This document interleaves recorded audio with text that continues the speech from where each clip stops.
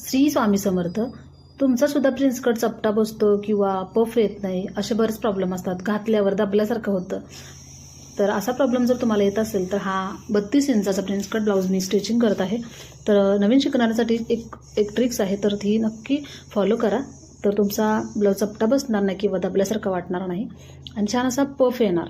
त्यासाठी ही ट्रिक्स नक्की फॉलो करा. काय करायचं, प्रिन्स कटचा जो बघू शकता साईड पार्ट आहे तो जोडताना आपल्याला अर्धा इंच वरती मार्जिन ठेवायचं, त्याचबरोबर खाली सुद्धा म्हणजे समान मार्जिन ठेवूनच आपल्याला या पद्धतीने जोडून घ्यायचं.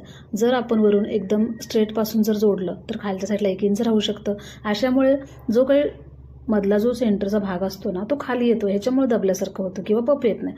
त्यामुळे नेहमी एक गोष्ट लक्षात ठेवा, दोन्ही साईडला समान अंतर आलं पाहिजे, मग तुमचा ब्लाऊज छान असा परफेक्ट बसणार. तर ही टिप्स नवीन शिकणाऱ्यांनी जास्तीत जास्त शेअर करा. तर बघू शकता छान. तर नेहमी एक लक्षात ठेवा, वरच्या साईडून प्रिन्स कट जोडा, म्हणजे आपल्याला अंदाज येतो खाली जास्त कपडा राहतोय का वरती जास्त राहतोय. त्यामुळे वरून सुरुवात करायची, व्यवस्थित अशी 2 टिपा मारून घ्यायच्या, तरच आपला ब्लाऊज छान असा तयार होतो. आणि टिप मारताना बघू शकता नेहमी असं, म्हणजे जो प्रिन्स कटचा साईडचा भाग आहे ना तो खेचायचा, पुढचा भाग खेचायची गरज नाही. त्यामुळे असं ताणायला जातो आणि व्यवस्थित असा पफ येतो. तर बघू शकता 2 टिपा मारून घेतल्या. त्यानंतर आपल्याला बघायचं आहे की खाली एक पट्टी जोडायला लागते, जसं की कंबरपट्टीला पट्टी जोडायला लागते ना, सेम त्याच पद्धतीने आपल्याला इथे पुढे एक पट्टी जोडावी लागते.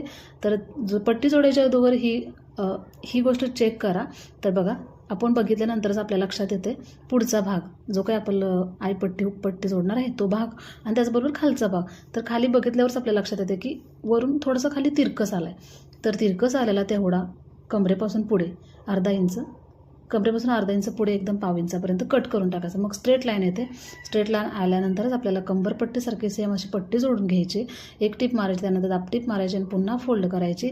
तर तिथे तुम्ही हातशिलाईसुद्धा करू शकता आणि मशीनची शिलाईसुद्धा मारू शकता. तर ही बघा, शिलाई टाकली त्यानंतर वरती फोल्ड करून घेणार, अजून एक शिलाई टाकणार.